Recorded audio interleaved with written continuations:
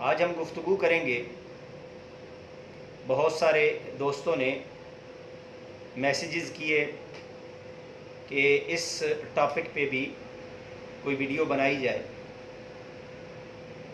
تو یہ انسان کی زندگی کا ایک اہم ترین ٹاپک ہے، بے اولادی.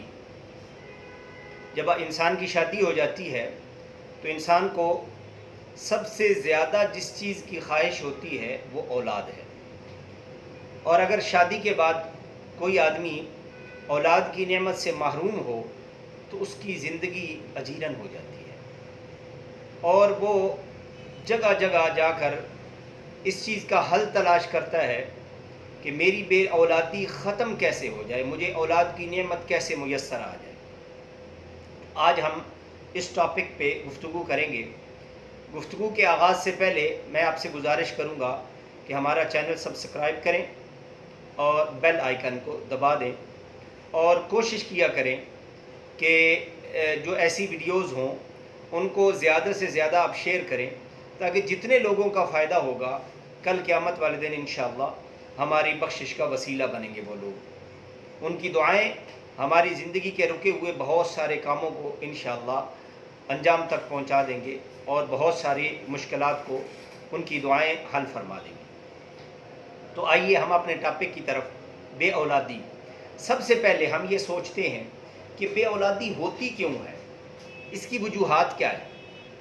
بہت ساری وجوہات میں سے ایک وجہ اس کی یہ ہے کہ انسان بچپن میں بے رہ روی کا شکار ہوتا ہے اور اپنی جوانی کی بہار کو ضائع کر دیتا ہے، جس سے اس کے سپرم یعنی جراثیم جو منی کے اندر ہوتے ہیں وہ ضائع ہو جاتے ہیں، اور پھر آدمی بے اولادی کا شکار ہو جاتا ہے. اور اس میں ایک وجہ یہ بھی ہے کہ ہماری غذا جو ہے ہم اس میں توازن برقرار نہیں رکھتے. اور میرے خیال میں اور میرے تجربے میں جو بات آئی ہے اس کی ایک بڑی وجہ یہ بھی ہے کہ ہم فارمی گوشت کثرت سے استعمال کرتے ہیں. فارمی گوشت بہت زیادہ نقصان دہ ہے. اب عمومی طور پر یہ ہوتا ہے کہ ہم اس کا ٹیسٹ اپنے پیشنٹ کو کہتے ہیں کہ اس کا ٹیسٹ کروائیں، سپرم ٹیسٹ کروائیں، سیمن ٹیسٹ کروائیں، اور وہ ہمیں چیک کروائیں. جب سیمن ٹیسٹ آتا ہے، سپرم ٹیسٹ آتا ہے، ہم اس کو ٹیسٹ کرتے ہیں تو اس میں ایک چیز دیکھتے ہیں. یہ بڑے غور کی بات ہے، آپ توجہ سے سنیے گا کہ ہم اس میں ایک چیز دیکھتے ہیں کہ سپرم کتنے پرسنٹ ایکٹیو ہیں اور کتنے پرسنٹ ڈی ایکٹیو ہیں. لیکن میری گزارش یہ ہے کہ اس میں دو چیزیں دیکھنی ہیں. ایک تو ہم نے سپرم کو دیکھنا ہے کہ ایکٹیو اور ڈی ایکٹیو کتنے پرسنٹ ہیں. دوسری چیز ہم نے اس میں دیکھنا ہے پس سیلز، جس کو ہم پیپ کہتے ہیں، کہ پس سیلز کی کیا اس میں روٹین ہے، کتنے پرسنٹ ہیں. کیونکہ پس جراثیم کے لیے زہر ہے، اور ایسے سمجھیں کہ جراثیم کے قاتل ہیں. لاکھوں جراثیم ہوں اور اس کے اندر ایک قطرہ پس کا ملا دیا جائے تو وہ جراثیم کو مردہ کر دیتا ہے. اس لیے میں ان دونوں چیزوں کے اوپر گفتگو کروں گا آج کی. اگر کسی آدمی کو پس سیلز ہیں، اس نے ٹیسٹ کروایا، ٹیسٹ میں پس سیلز آ رہے ہیں، تو سب سے پہلا علاج یہ ہے کہ وہ پس سیلز کو ختم کرنے کی کوشش کرے. اب پس سیلز کو ختم کرنے کے لیے بڑا آسان سا ایک نسخہ ہے، بہت آسان. لیکن جب میں کوئی نسخہ آسان بتاؤں تو آپ یہ مت سمجھا کریں کہ یار اس سے فائدہ نہیں ہوگا. میرا تجربہ ہے، میرے پاس پس سیلز کے مریض آتے ہیں، میں ان کو یہ دوا دیتا ہوں اور الحمدللہ 2 سے 3 ہفتوں کے اندر پس سیلز بالکل ختم ہو جاتے ہیں. پس سیلز کے لیے آسان نسخہ یہ ہے کہ آپ ہلدی لے لیں. ایک پسی ہوئی ہلدی ملتی ہے دکانوں سے، وہ نہ لیں، بلکہ آپ ہلدی لے کر خود پسائی کروائیں. وہ ہلدی آپ چنے کے برابر ہر کھانے سے پہلے آپ کھا لیں، پانی کے ساتھ چنے کے برابر پھانک لیں، اوپر سے پانی پی لیں. 3 ہفتے ایسے کریں تو انشاءاللہ آپ ٹیسٹ کروا لیں، پس سیلز ختم ہو جائیں گے. پس سیلز ختم ہونے کے بعد اب ہم نے جو سپرم ہیں ان کو ایکٹیو کرنا ہے، ان کی تعداد بڑھانی ہے، اس کے لیے 2 نسخے ہیں۔ سب سے پہلے آپ نے یہ کرنا ہے، یہ نسخہ بتانے سے پہلے میں ایک اور عرض کروں، ہمارے ہاں ہوتا یہ ہے کہ جب کسی آدمی کی اولاد نہیں ہوتی تو عمومی طور پر ہم اس کا قصوروار عورت کو ٹھہراتے ہیں، جو کہ سراسر غلط ہے۔ ساری بیماری عورتوں میں بھی نہیں ہوتی، ساری بیماری مردوں میں بھی نہیں ہوتی، اس میں مرد اور عورت دونوں کا ٹیسٹ لازمی ہے۔